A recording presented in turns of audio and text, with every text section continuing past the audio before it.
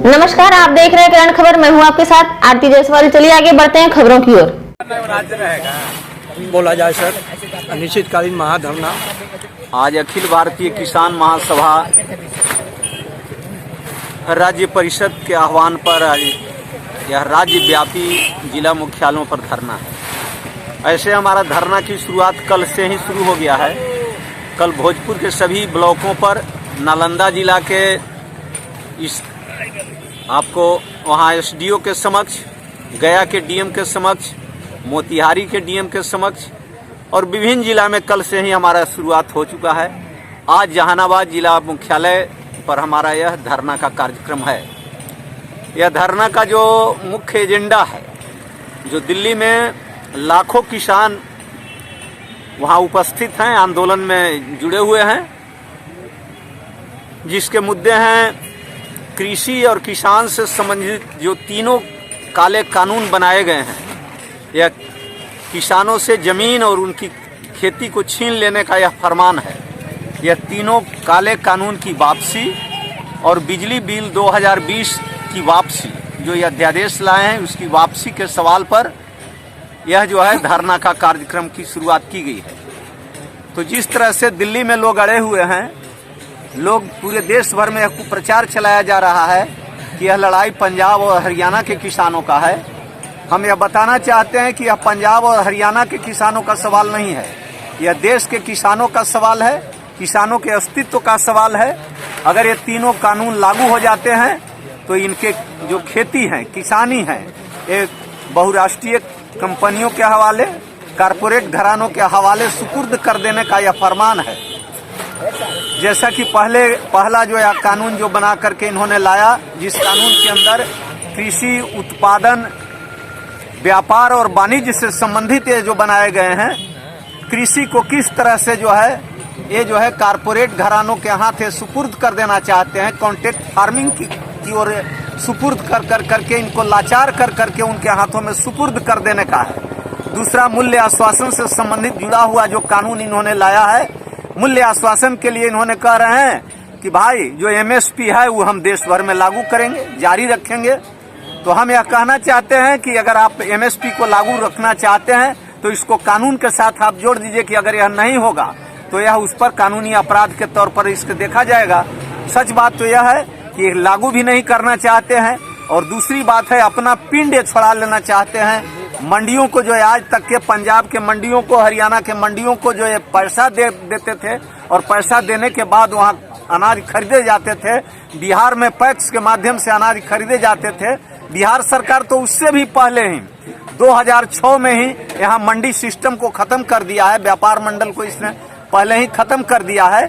बावजूद यहाँ के लड़ाई के बाद पैक्स यहाँ जारी है। पैक्स में भी 6% मात्र यहाँ अनाज खरीदे जाते हैं। आने वाले दिनों में जब वह कानून लागू हो जाएंगे तो ये भी अपना हाथ को खींच लेंगे। इससे सिर्फ किसान ही तबाह नहीं होंगे। सरकार जब अनाज नहीं खरीदेगा तो स्वाभाविक बात है उनके जो गोदाम हैं, इन गोदामों में अनाज नहीं रहेंगे।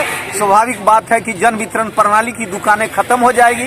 कुल मिलाकर के जो अनाज के जो उपभोक्ता हैं, देश भर के लोग, उन्हें महंगे दर पर अनाज खरीदना पड़ेगा, गोदाम पर उनका कब्जा हो जाएगा। तीसरा जो कानून है, आवश्यक वस्तु संशोधन अधिनियम इन्होंने लाया। यह जो है आवश्यक वस्तु से संबंधित जो कानून 1955 में बनाए गए हैं, इसको निरस्त कर करके, और यह जो है कह देना चाहते हैं कि अब हम इसके लिए जवाबदेह नहीं हैं। अब कोई भी कानून लाने के पहले भारत सरकार यह जो है अपना आधारभूत संरचना तैयार कर लेता है। देश भर में दर्जनों ये जो है बड़े बड़े गोदाम बनाने के लिए इन बहुराष्ट्रीय कंपनियों को इन्होंने इजाजत दे दिया। बिहार में भी, कटिहार में, दरभंगा में और समस्तीपुर में लाखों टन अनाज रखने का ये जो है गोदाम बना चुके हैं, और कुल मिलाकर के अनाज उनको सुपुर्द कर देना चाहते हैं। इस तरह से अपनी जिम्मेवारी से अपना हाथ मोड़ लेना चाहते हैं और पूरा कृषि को उन्हीं के ऊपर थोप देना चाहते हैं। बिजली बिल 2020 जो ये लाए हैं, इसके तहत यह बिजली सभी लोगों के लिए एक समान कहते हैं कि हम रेट पर देंगे। आज बिहार सरकार कह रहा है कि हम तो 75 पैसे हम बिजली देंगे लोगों को, लेकिन जब आपके हाथ में उत्पादन, वितरण और संचरण कुछ भी नहीं रह जाएंगे। आपने ही तो घोषणा किया था कि गरीब परिवारों को 30 रुपये में जो है भर महीना बिजली दिए जाएंगे, लेकिन व्यवहार में हमने देखा ये बिजली गरीबों को नहीं मिल सका। बिजली महंगा खरीदने के लिए विवश हो गए। जिस तरह से आज मोबाइल में आप जो है पैसा डालते हैं तो बात होता है, ठीक उसी तरह से आप जो दूसरा जो मीटर लगाने का प्रावधान ला रहे हैं कि आप जो है ऑनलाइन जो है पहले पैसा उसमें डाल दीजिए, पैसा खत्म तो बॉल बुझ जाएंगे। तो ये प्रावधान ये ला रहे हैं। इस प्रावधान के खिलाफ ही यह सभी आंदोलन पूरे देश भर में जारी है। दिल्ली का आंदोलन एक मुद्दे के साथ और जुड़ा हुआ था, वो है पर्यावरण के संबंध में। पर्यावरण के लिए तोहमतें दे रहे हैं कि किसान लोग देश के अंदर पर्यावरण को संकट पहुंचा रहे हैं।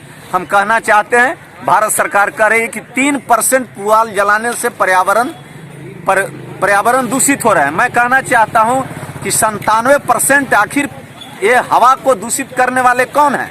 हमारे देश के अंदर 1984 में 2 और 3 दिसंबर को जो भोपाल गैस कांड हुआ, जहां जो है इंडियन कार्बाइड के जो कारखाना थे, आज तक आपने एंडरसन को गिरफ्तार इतने दिनों तक नहीं किया, बल्कि उनके लिए दरवाजा खोल दिया, भागने के लिए, विदेश भागने के लिए आपने छोड़ दिया। तो हम कहते हैं पूरा देश में जहर उगलने वाले एक कारपोरेट घराने बड़ी बड़ी जो है फैक्ट्रियां खड़ा किए हुए हैं, उनको आप नहीं कह रहे हैं और किसानों पर सारे तोहमत डाल रहे हैं। कुल मिलाकर के किसानों को आप लाचार कर देना चाहते हैं, किसानों को तबाह कर देना चाहते हैं। ये कह रहे हैं कि अगर मैं तीनों कानून को वापस ले लूंगा तो बहुराष्ट्रीय कंपनियों का, कारपोरेट घरानों का हम पर से विश्वास उठ जाएगा। देश के किसानों का इन पर से भरोसा उठ रहा है, इसकी चिंता नहीं है, चिंता है उन बहुराष्ट्रीय कंपनियों के पक्ष में। इसीलिए यह सरकार हमेशा बहुराष्ट्रीय कंपनियों, बड़े कारपोरेट घरानों, अडानी अंबानी के पक्ष में हमेशा खड़ा रहा है और अभी भी यह खड़ा है। इसीलिए हम नहीं चाहते हैं कि देश को फिर से एक बार उन जो है विदेशियों के हाथ में देश को सुपुर्द कर दिया जाए। इस दिशा में पूरी देश की जनता नहीं है। 80% देश में किसान अकेले हैं और उपभोग के हिसाब से, अनाजों के उपभोक्ता के हिसाब से कह लीजिए तो पूरा देश के लोग हैं। इसीलिए हम कहना चाहते हैं इस लड़ाई को तब तक लड़ा जाएगा जब तक ये तीनों कानून वापस नहीं ले लेते हैं। चाहे जितना जो है तोप चला लें, अश्रु गैस के गोले छोड़ दें, मिर्चाई का बुकनी हुए चला लें, पानी की बौछारें छोड़ दें, तब भी यह लड़ाई जारी रहेगा। अब तक 50 से ऊपर लोग मर गए, तब भी जो है दिल्ली में लड़ाई जारी है। हर जिला में यह लड़ाई जारी रहेगा, पूरा देश में यह लड़ाई जारी रहेगा। आपका नाम? मेरा नाम रामाधार सिंह है, अखिल भारतीय किसान महासभा के राष्ट्रीय और राज्य सचिव हूँ।